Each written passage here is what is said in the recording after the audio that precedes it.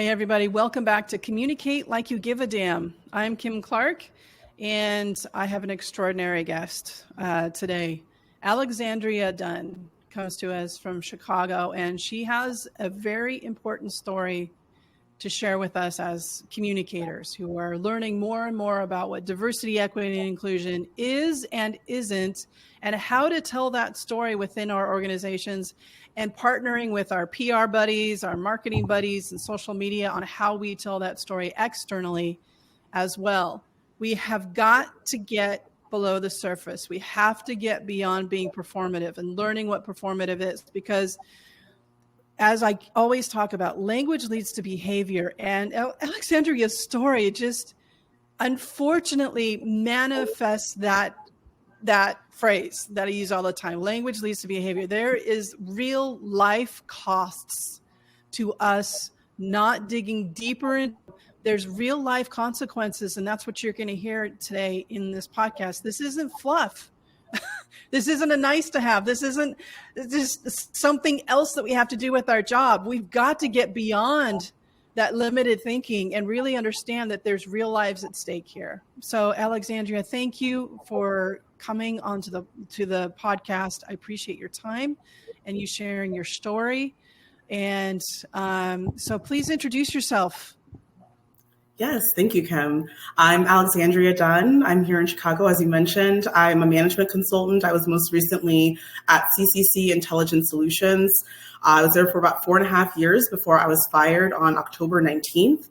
I've been following the genocide that is happening in Palestine, and I follow a lot of social justice people on LinkedIn, people who are very politically engaged, who are posting a lot about politics, particularly since George Floyd's murder. That's when I really started following them. So I was very surprised to log into LinkedIn and to not see any of my colleagues, my comrades on LinkedIn talking about Palestine at all.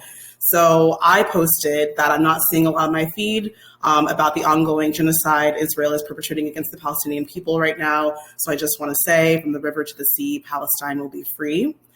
The next day, I got a call from CCC's HR department towards the end of the day, letting me know that I had been suspended. They had received an anonymous report on my post that LinkedIn only had up for about 5 hours. They took it down pretty immediately. And that I was being suspended. I would be locked out of all of my accounts, my computer, and that they would have to do an investigation. The person on the phone, the HR woman on the phone, she was just acting very normal. So I was trying to bring her outside of the normalcy of her calling me about a personal LinkedIn post that I made saying that Palestine will be free. So I just let her know that there's nothing normal about this, that this is my personal space on my LinkedIn account. I didn't say that CCC believes this. And I add that detail because the next day when they fired me, they said that my posts went against their values, not their policies, their values. And that I was uncooperative with HR on the phone in me trying to pull her out of the reality of her calling me about this. And for those reasons, I was terminated effective immediately without severance. Okay, so many questions. So the first one that I'd like to ask is, what are their values? Which value were you, as far as speaking for liberation and freedom, end of occupation, et cetera? What are their values that you were not living up to? That's a great question. I like to think that I am actually very familiar with CCC's values because I was the co-chair of the inaugural Black Employee Resource Group. CCC added inclusion and diversity to their values back in 2020 after George Floyd was murdered. And that's when they started supporting employee resource groups. So, all of their values, it's really like integrity, inclusion, diversity, teamwork. A lot of the same kind of values that you would find for any corporation that, wants to foster teamwork and moving forward together and things like that. In my mind, it goes against their values to fire me for this, especially given that their values are inclusion and diversity. And they, at one point, were making an effort to make real change, what I thought at the time, make real change in light of the uprisings that we saw in 2020. So I don't have a good answer for your question, Kim. I don't know exactly what values I violated. I even checked out the social media policy just to make sure I didn't break any policies. But, I think it really was that they were upset and they just wanted to get me out fast. Okay. All right. And you were a full-time employee for 4.5 years. Yes. Yeah. And your performance, how was your performance, the feedback you were getting on performance? I got excellent feedback on my performance. I was doing so well in my role that I just received the biggest new account literally 2 weeks before I was fired. They gave me a huge account. And another thing I'll say about my performance is that I was included. There are about 2,000 people at work who work at CCC. And when CCC went public in 2021, I was part of a high-performing group of employees, about 200 of us, that were selected for higher rates of RSUs. So I was a high-performing employee. Okay. All right. So tell me more about your role in the, well, first of all, kind of a little bit more of the history of the employee resource groups within the organization, and then your relationship and your contribution to them. Yeah. So CCC did not have any employee resource groups prior to George Floyd being murdered. That was really the catalyst for their entire diversity program. And I remember back in 2020, in the weeks after George Floyd's murder, here and all across the country, there were all of those protests, rallies, riots, really everything going on. And I saw a lot of companies coming out and, showing their support, saying that this is not right. We support the people, all of that good stuff. CCC did not say anything. They did not say anything. And it was not until I sent a note to my direct manager and her boss, the director of my group, expressing my disappointment in the fact that CCC wants to be a leader on all of these other fronts. They really are so thoughtful about their sales strategy, about how they make up their teams, all these other things. But when it comes to when it comes to liberation, they want to be quiet about it. And it's really funny because as soon as I sent that note, that actually made it up through the chain really quickly. And I was talking to an SVP within hours. So that told me, when I reflect back on that moment, that really does tell me that they are very concerned about their image. They do not want their employees thinking that they don't care, they're not engaged, things like that. So they started the ERG program in the months following George Floyd's murder. I was invited to come along as the co-chair of the ERG. I was the co-chair with much more tenured colleague of mine named Rod. He'd been at the company for about 25 years. So he tapped me to partner with him to do this. And we partnered together with the chief strategy officer. His name was Mark Fredman. He volunteered to be our executive sponsor, as well as the HR lead for diversity, equity, inclusion. Her name was Julie. So we were tasked with understanding what the Black community at CCC needed at that moment to feel supported. And we actually got together to come up with a forward-looking program that engaged what the Black community needed, but also what the Black community believed other people around CCC needed to know about us. So we held monthly meetings. We had about 70, we started off about 50 people in the ERG, got up to about 100. We had committees working on recruiting, working on events, things like that. But when we were really asking our colleagues, what do you want to see from us? What kind of programming do you want to see? What do you want other people who are not Black here at CCC to learn about our community, to learn about our struggle? And the feedback that we were getting, which I was really happy to get, was anti-racism. Like, that's what we need. We need to understand what anti-racism is. We need to talk about anti-racism. So Rod and I brought this back to CCC leadership, Mark and Julie. And, at first they were on board because, they want to do the right thing. And this is what we're telling them that the people want.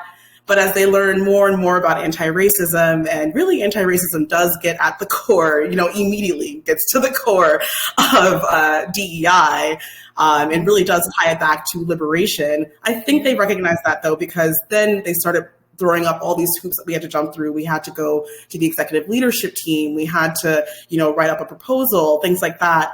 So we started going through those hoops. It took several months to do. We engaged an anti-racism speaker, and we were going to invite them to do a soft launch within the ERGs. So the plan was to do a soft launch within the ERG and then open it up for discussion for amongst the entire organization. So that was planned for last October, actually. Last October, we were planning that. In September, we had our monthly meeting. And every monthly meeting, we also had facilitated discussions. So that would just be an opportunity for everyone in the meeting to discuss a topic that was pertinent to the Black community in a very safe space, in a space that we intentionally made safe by saying that, you know, you're welcome to share your feelings here, like there's not going to be any retribution, things like that. So in the September meeting, our facilitated discussion topic was the IPO, because we had gone public a year before. So the question that I sent around to everyone was, you know, how has CCC changed since the IPO? What's the same? How do you believe that diversity, equity, inclusion informed the IPO process? I asked that within the facilitated discussion process. Yes. And I asked that intentionally because I knew that diversity, equity, inclusion had nothing to do with the IPO process. But I wanted people to think about it. Yeah. And I sent around, you know, exactly. Lands on everything. Yeah. Exactly. And as I did every month, I would send around questions, and I also send around just contextualizing articles, supporting materials, just to get people in the mindset. So along with those questions, I sent along a Time magazine article that was titled, "The Top 1% Have Stolen," I think it's something like $1 trillion from the bottom 90% in the past 50 years, and that's made the country less safe. So I send that around, and we get on the call, and Mark and Julie are on, and they're on camera, and they are livid. They are so mad, like right off the bat. And so we start the meeting, and it's going well. You know, I figured that not a lot of people were to participate because I know people hate talking about money, but we tried to make it, again, as safe as possible. But Mark is texting Rod, my co-chair, saying, wrap it up. Like, and he also is like, I don't see what this has to do with Black people. Like, what does our IPO have to do with Black people? So I think that really just does show you, you know, how, like, it's really, DEI is really in a box for them. It's just, okay, we've got these check marks over here. As long as we're doing these things over here, then why would they care about what's going on with the IPO? Or, you know, why there's no people of color in the ELT, or, you know, in the executive leadership team, that is, things like that outside of the CEO. So we wrap up our conversation, and then as soon as we get off that call, Mark and Julie schedule an 8 a.m. meeting for me and Rod for the next day, which of course scares us. But ultimately, they wind up moving the meeting, and they tone down their feedback for us, and they just say, can we just have more of a input in the questions moving forward, which was disappointing because I thought that we could have a real conversation, because obviously they were upset, you know. And if you're upset, like, let's talk about, why are you upset? Let's have a real conversation about it. And my hope would be that, you know, we would be in a good relationship enough to have an honest conversation about what's upset you, and maybe to help you see how this is pertinent to all Black people here at CCC. But I mentioned all of that to say that in October, when we were planning to welcome the anti-racism speaker, we met with Mark and Julie, and Mark shut down the anti-racism speaker. He canceled our October meeting behind our backs, and we couldn't bring the anti-racism speaker on anymore. And I got a formal warning threatening my job over this. They said I'd been insubordinate by planning. What was the date? This how long was, ago? I'm sorry? What was the date? How long ago? This was a year ago. This was last October. Ago. Okay. This is all last happening October. in September and October of last year. Yeah, this is all happening in October last year. Okay. They said, I mean, it's a lie. They said that I had been planning the anti-racism speaker on my own, which was so bizarre to me because they had been on all these planning meetings. So it's just so bold to put this in a formal letter that I've been doing it on my own. Yeah. And yeah, threatening my job and saying that, you know, I needed to fall in line, basically. I needed to fall in line. And I remember telling them that I'm not scared. Like, you're not going to scare me into falling in line. Like, what I was tasked with, what me and Rod were tasked with, was translating what Black people here at CCC wanted to see from us and from leadership to better support them in our struggle for liberation. And that is what we've been doing. And something else I'll note too was about the formal warning that I got is that Rod didn't get one. Rod did not get a formal warning. I only got a formal warning. And I think that really does speak to, I'm thinking about like the historical, like imperialist strategy of divide and conquer, you know, like when you go into, you invade a new place, you need to make sure that the people fall in line behind you and not unite against you. And that is exactly what they tried to do with me and Rod, is to isolate me and say that I've been doing all of this, even though we had all four of us been on all these calls together. So in the months after that, they pushed me and Rod out of our roles. When we joined the ERG as co-chairs, they let us know that every ERG from this one moving forward, all the co-chairs would have a 2-year tenure as co-chair, just to give everyone time to actually make an impact in the role. They introduced a new ERG handbook that said that all co-chairs could only stay on for a year. And that was last November. And it's funny, in the weeks before I was fired, they updated the handbook a few months ago, this past September, to say it's back to 2 years. So they clearly wanted to get us out. The anti-racism speaker never came on. They never even reached back out to them. So yeah, that's kind of what has all led up to my firing this past October, that they were already upset that I was trying to get at the core of why we're here, why we're doing this, instead of just saying, okay, let's do the celebrations and let's be happy with that, you know? Right. Okay. So there's so many things I want to say. I'm gonna just a couple of things here is what I just looked up while I was hearing that portion of your story is a graphic that, let's see, who did it? It's adapted from the Chronicle of the Problem Woman of Color in a nonprofit. I know this relates not just to nonprofits, but also for public and private organizations. So the name of the graphic, and I will post it and send a link with the show notes so people can take a look at it themselves. And I've shared this with clients who say that they want to attract and retain specifically women of color in the workplace. And have you seen this? It's a graphic that kind of outlines the journey, if you will. Oh, you know what? Okay. All right. So it starts with the woman of color enters the organization, step 1. Mm-hmm. And then step 2, white leadership. There's a honeymoon phase. The woman of color feels welcome, needed, happy. And then there's this kind of sub of tokenized hire. Like, yay, this is helping with our diversity hiring goals, right? And then there gets into the next phase, which is reality. The woman of color points out issues within the organization. She tries to work within the organization's structure and policies, and she pushes for accountability. Everything so far is checking out in your experience here. So this phase is the repetitive injury and microaggressions. Next phase, denial of racism. The response is the organization denies, ignores, and blames. The responsibility of fixing the problem is placed on the woman of color. People of color are pitted against one another. Like, this is freaking textbook. It is. While I'm hearing your story, I look up the graphic. I'm like, this path sounds really familiar. And then the last step is target and attack. Retaliation. The organization decides that the woman of color is the problem and targets her. The organization labels the conflict as a communication issue or claims that she is not qualified or not a good fit. And then the woman of color exits the organization.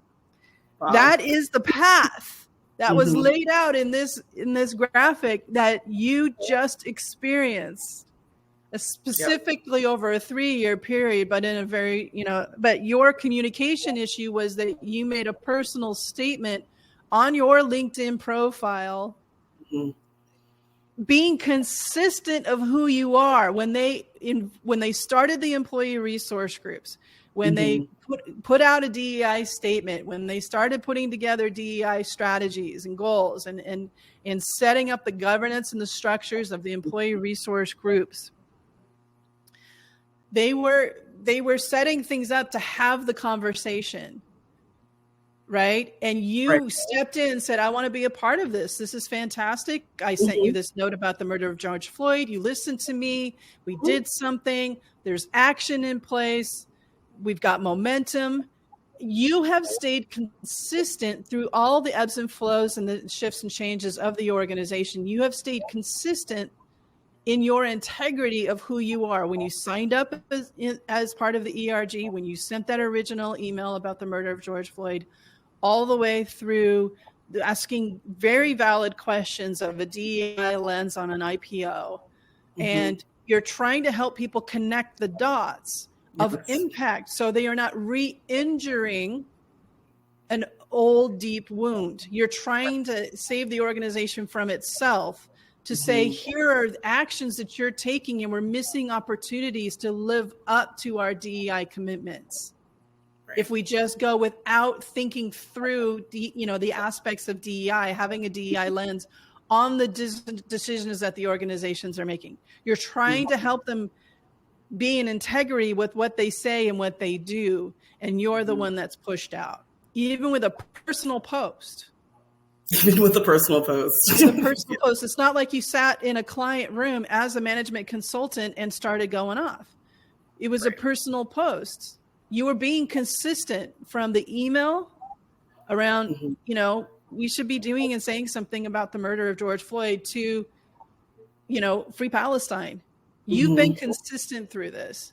And they have gone through this, ping pong, like pinball kind of experience here. It's not a news story. Yeah.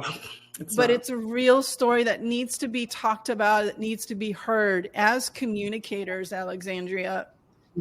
Some of us are still learning what DEI actually is. Some of us are still in that performative stage, which is what I'm trying to desperately move communicators through to help us understand the real world impact that our words have, and to understand what the work is so we can tell a story that is authentic and honest and transparent within our organization. So in general, what would you say around what organizations truly need to be taking more seriously when it comes to diversity, equity, and inclusion?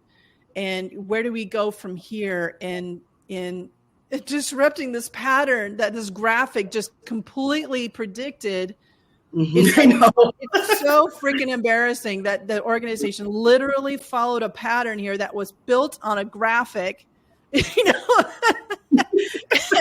they fell into this pattern, and exactly. And you're victimized by this, and it's wrong. And so, as communicators, we need to know that this is happening, and we need to understand what our role is in contributing to allowing this to happen. If we have vague, empty statements, that's a good place to start, to say we need to be very, very tailored about who we are and what we're about. So share with us how you see the role of organizations in what is that work in diversity, equity, and inclusion that organizations need to step into. Yeah. From my experience with CCC and working with them in DEI, it really was just that the leadership team was not engaged. The leadership team was so focused on how the organization looked, on how their leaders looked in leading these efforts, rather than enacting real change. I want to kind of go out a little bit further than the organization and kind of think about the idea of being performative. Yeah, great. It is so easy for people at work to be performative, because if you think about work, we don't think of it as part of life. Like we think about like work-life balance, you know, like it's like a part of us that is outside of our lives. And at work, we can like, it's easy to separate, you know, what is happening outside versus what is happening in this organization. I think a lot of people, especially a lot of white folks in DEI, it's so easy for them to divorce DEI from liberation. Like when I was talking to the CCC leadership about white supremacy, you know, and the role of white supremacy, and we had an in-person meeting last August, and I was telling the chief strategy officer about white supremacy, and I must have said something that upset him because he told me that I'll never get him with white supremacy because he had family members who died in the Holocaust. So like it really, that story for me just really represents like the cognitive dissonance of, okay, we are really like we're talking about white supremacy. Like that's the same enemy. That is the exact same enemy. Right. And yet, because we're in this room, you have this title of chief strategy officer. I'm a management consultant. My colleague is a field consultant. Like we're lower on the totem pole, you know, but he's also used to being in rooms where he knows everything and people are listening to him about everything. So for me to come in and tell him something that he might not realize about white supremacy because he's a white guy, it immediately triggered like, well, you're not going to get me with that. You know what I'm saying? So I feel like that divorce of liberation from DEI, that divorce of real life, because liberation is like real life. That's what we're living out here, not when we're at work. That divorce of real life from our work life and liberation from DEI is what makes it so easy for people to be performative in this. They don't think that DEI will actually inform the liberation struggle or even help the liberation struggle. They're not maybe even thinking about the liberation struggle. They're just thinking, okay, here are our metrics, here are our goals, this is what the CEO needs, this is what the board needs. Yeah. We'll make sure that we look good here. It's not about liberation, it's not even about anti-racism, or even about what the Black folks want at the company. We look good, we have the ERGs, we're getting more ERGs, we're getting more Black folks. Yeah, we let go of a few Black folks, we're gonna get more in. So I don't know, that's kind of the context that I've been thinking about, especially when it comes to like being performative and what organizations need to do. We really need to tie together DEI with the liberation struggle because DEI was formed out of the liberation struggle, out of the civil rights struggle in the 60s. That is liberation struggle. So yeah. Exactly. Sorry if that was a little bit outside of your question, but that's it was perfect. Thank you. And you're reminding me to let our listeners know that they need to go and see Ava DuVernay's new film Origin. It tells the story of Isabel Wilkerson and how she generated the idea to write Caste, the origins of our discontent. And in part, I had the opportunity to see it in December of 2023 while it was open in Los Angeles. And I was one of 3 white people, I think, in there, and that number needs to significantly increase. Because to your point of the person kind of shutting down their own opportunity to learn from you about something they couldn't possibly know from their personal lived experience. Exactly. It's like how would they know? So we need to stay open to that learning from somebody who would know, and allow ourselves to be coachable. You know, and talking about, you were talking about the Holocaust, white supremacy. That is something that is talked about as part of the connective tissue that Isabel Wilkerson calls it within her book, Caste. She pulls together the experience of the caste system within India, within the enslavement period in the United States, as well as the Holocaust. She pulls it together. And we watch in Ava DuVernay's film. I'm a huge Ava DuVernay film. I'm buff because she does a lot of documentaries, and part of the way she tells the story is it has documentary elements to it, which is so interesting to me, the way she pulled this off. But the story is powerful. It's real. We need to deal with it. We need to, and for people who look like me, How would you know? If it's not your part of your neighborhood, your faith, your school, how would you know? We have to stay open to this learning. We have to be willing to do something with it as communicators to really understand. To your point, you're absolutely right. The corporate version of DEI is divorced, and it has a separation from liberation. And, when you made that post on LinkedIn, you're staying consistent to saying, police should have take their knees off the neck of George Floyd and the Black community, and, occupation, take your knees off the necks of anyone that you're occupying. And it everywhere in the world, but specifically we're focused on freeing Palestine. So there's a consistency of anyone who is doing this to somebody else. I'm supporting the freedom and the liberation of the people that this is happening to. And that's being missed in the conversation in diversity, equity, and inclusion, especially when it comes to social topics when they become crisis situations, which is what we've been experiencing since October 7th of 2023. Absolutely. So, Alexandria, how do we support you? What do you need from us as communicators within organizations?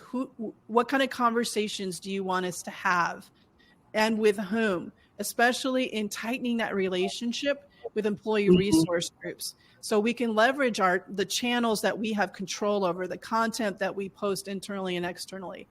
How can we help? The first thing that comes to mind of how everyone can help is, I would just say, and I know you talk about this a lot on your podcast, Kim, but just to reiterate the importance of language, something that really irritated some of my leadership when I was at CCC is how direct I am. And it took me so long to learn how to be direct and just to be very clear in what I'm saying. And it was out of a love of being heard and understood. I just don't want to be misunderstood or not heard.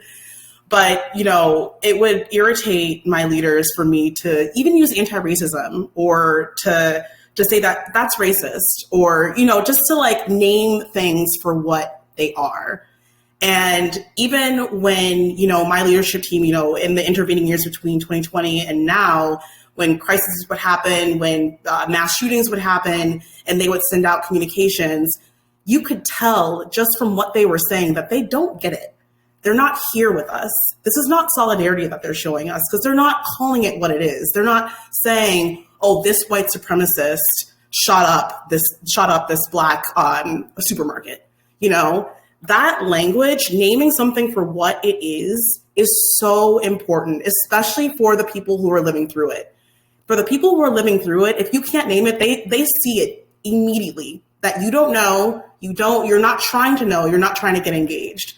So I just want to point that out in terms of the importance of language and what you are saying, and to call things for what they are, so people will know. So people will really know not just what you're saying, but who you are and what you know.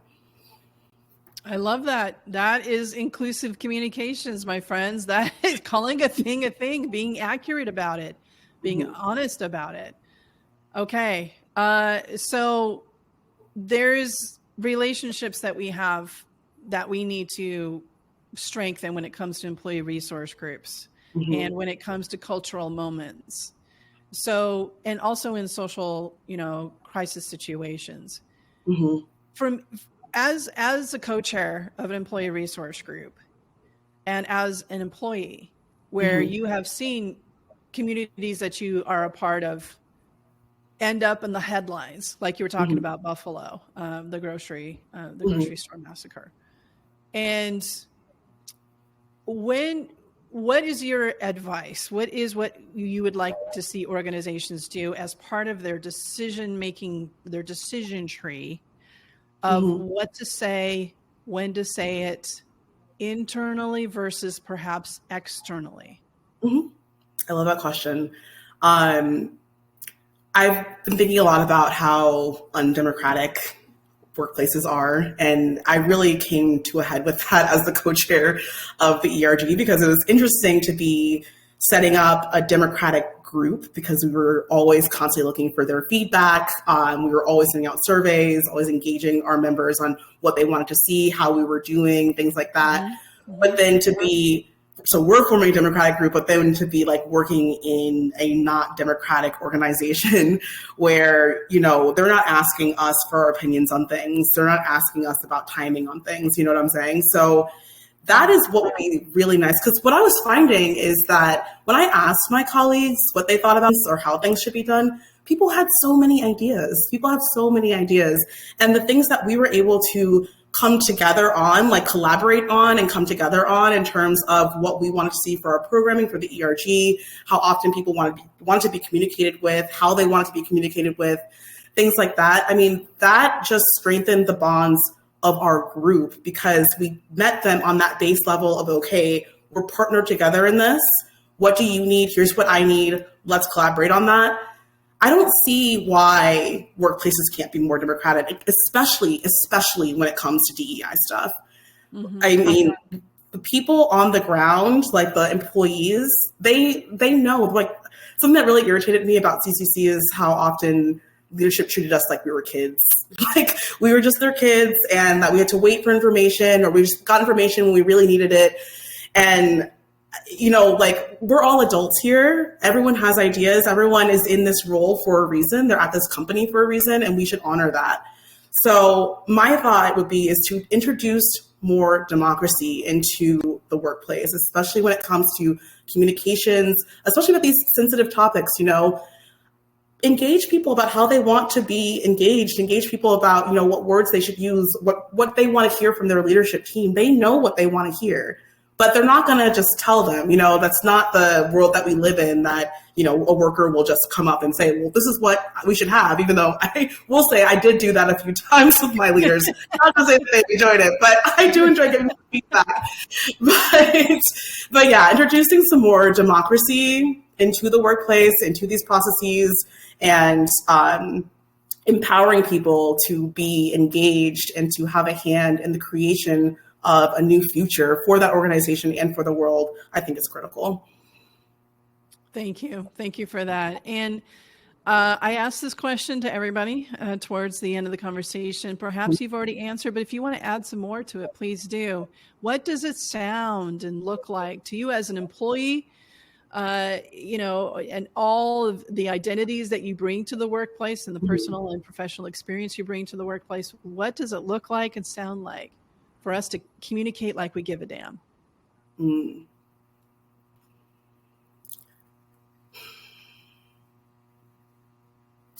I think communicating like you give a damn, I'd say it requires persistence and clarity. I know I touched on this a little bit, but obviously language, naming a thing for what it is, that is key. But what I've also found in terms of becoming a good communicator and being a better communicator is persistently communicating my message. I can't just say one thing once and then have people reflect on it or think about it further. It has to be constant, especially if, in my role as the co-chair of the ERG, me and Rob are really looking to enact cultural change at CCC. That's what we were really doing because this is a 40-year company. It's been, the people in power at that company are mostly white men to this day. We were looking for cultural change. And to do that, it can't just be saying this one thing one time or saying this one thing in this one way. Figuring out, being creative in how we are communicating with our ERG, with the leadership, but also saying the same thing, many times to make sure that people understand it. So I would say those are the two things that come to mind when it comes to communicating like you give a damn is clarity, naming a thing for what it is, and persistence. Yeah. Thank you. Thank you. So when you are going into your interviews and applying, what are you looking for? As far as are you checking out their kind of evidence of DEI practices and proof points? What are you looking for? Unless you're going to start your own thing, which a lot of people do. A lot of people are done and they go and start their own thing. I'm one of them. uh, so, so what's next for you? And if you are going to go back in house, then what are you looking for? Where are you looking and what are you looking for to help you decide that this is a good place for you to be? Yeah, that's a great question. I'll definitely be looking to, join another company. I want to keep it 100 with you though. Like, I feel like I'm really beyond the veil at this point. Words on a web page, like if you're telling me that you're diverse and inclusive, it's just not going to prove anything to me at this point, because that's exactly what CCC had, and this is the experience that I had with them. So your values, like words on a web page, that's not going to do it for me anymore. It really will just be the conversations. I understand the system that we live in is conducive to the type of organization that CCC is being replicated all across the country and throughout the system. Like, CCC is not unique, and the issues that they have are 100% systemic. So I am 100% expecting to run into those exact same problems at my next workplace. But for me, I think it really will just be about the conversations that I have in the interviews, seeing if it's a good feeling, because I don't know, even like the case studies around DEI, I'm happy to see them, but it doesn't really speak to what the practice is when I'm there. It really doesn't, because they can have the best case studies, like the best proof points, the best everything to put on display, but then I can still face a lot of discrimination and racism when I get there. And that also just brings to mind too, just thinking of, how organizations are selling themselves as diverse and inclusive, and which is what CCC was doing as well. As co-chair of the ERG, I was actually privy to some of the less appealing metrics that CCC had around diversity. One of them being the fact that 3 out of 4 of the Black people who work at CCC occupy the lowest rungs of the salary table. So I don't see that. I mean, that's what I would be very encouraged to see, actually. That's what I would be encouraged to see is like, okay, you're showing me all the good stuff. What's the bad stuff? Yeah. What Jan Van Zandt says, what do you not want me to know? What do you not want to tell me? Exactly. That's what would be encouraging. I will say that, because at this point for me now, it's just about transparency. And even, I remember, going back and forth with the chief strategy officer, Mark, and the HR lead for diversity, Julie, and she would be like, what do you want from us right now? Like, I know you have all these ideas about what we should be doing, but what do you think that we can achieve right now? And every time I would tell her, transparency. It's transparency. It really is, because if you can tell the people where we are right now and where we're heading, then that will lead to trust, and that's what we need. Especially after they canceled the ERG's meeting behind our backs last October, trust was completely broken. Yeah. Not just me and Rod, all 100 people in the ERG, they knew, and it was horrible. We even got an anonymous email to me and Rod and to Julie and the chief HR officer at CCC, saying that this person was saying that they're scared to even be Black at CCC now because of what happened with all this retaliation that me and Rod had faced and the ERG had faced. So transparency, that's what would show me that pay equity.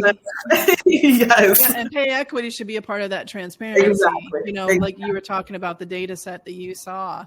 Mm-hmm. I have struggled with PR people when we were putting together like an annual report, that was brought in to help write. And those are the kinds of questions that I get. It's just like, so what's on the cutting room floor that I'm not seeing here? Right. Because there is a whole story here that people aren't dumb. Yes. People aren't, to your point, people are adults, and people who are really paying attention, they're connecting the dots, and we're not going to, pull one over on them. It's like just knowingly doing that, it just sets, the truth always comes out. It just does. And, pretty much, every guest I have on here who is a PR professional or a crisis communications professional, they will say that.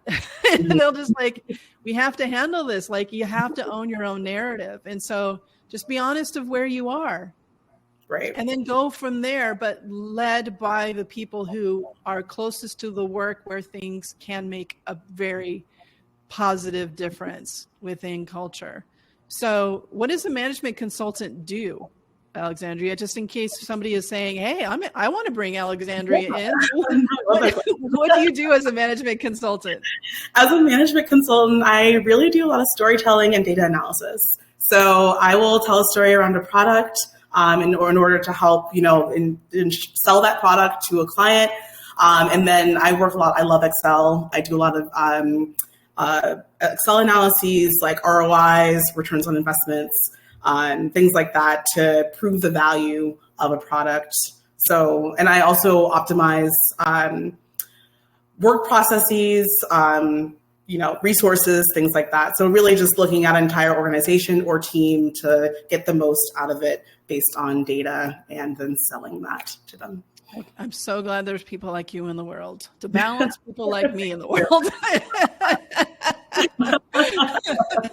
Do you think that you'll, want to get involved in ERGs wherever you end up next? I don't think so, honestly. Yeah. I don't think so. I think I'll get involved because I love the community building aspect of it, and it was a great way to meet people. But in terms of the leadership of it, I don't know. Maybe this is all very fresh. Yeah, it is. Awesome. It is. It's all very fresh. But my favorite part of being a part of the ERG and being in the leadership of the ERG was having the ability to talk to all the people in the ERG. The worst part of it was partnering with leadership. So I think that I would be involved in another ERG, but I don't think that would be part of leadership. Yeah. There's a lot of that. I really do hope you're taking some time for yourself. And I know you're wanting to share your story and help as many other people to, not replicate the pattern that the graphic has even predicted, and to also improve, circumstances for you. It's just, I really do hope that you get, karma. Yes. Karma is real. And the next organization and every organization that gets the opportunity to be blessed by your talent and skills is lucky. Thank you so much. So please reach out to Alexandria Dunn on LinkedIn should you have an opening or can connect her. And to everyone who has had these kinds of experiences or is currently having this experience and haven't left the organization one way or another yet. There are people who are really suffering and trying to do the right thing and stay in integrity with the company values as well as their personal values. We need to tell the story and be open and honest and transparent about where our organizations are and go from there. Not try to be the big boys that we think that we are. We're not. And we can smell through it. We can see through it. It is causing more harm than good. Alexandria, how can people find you on LinkedIn or elsewhere? Yeah, I'm on LinkedIn just at Alexandria Dunn, and I'm on Instagram at A,1312. That sounds like the analytics side of your brain, like naming yourself. Like I do cutesy names, and you're like numbers. I love it. Thank you so much for your time and for your willingness to share your story. There's a lot of people who make other choices and valid reasons for why they would not go out and share their stories. Mm-hmm. But this is a reality that communicators and organizations have to be dealing with. There are people on our watch in our employee base right now having a very similar experience. Find them, listen to them, and do something about it in your work. Thanks for joining us, Alexandria, and we'll see you next time on Communicate Like You Give a Damn. So what popped out to you from the conversation? The more conscious communicators in the world, the better the world. So go to communicatelikeyougivadamnpodcast.com and set up a one-on-one strategy session. And until next time, let's keep taking care of each other.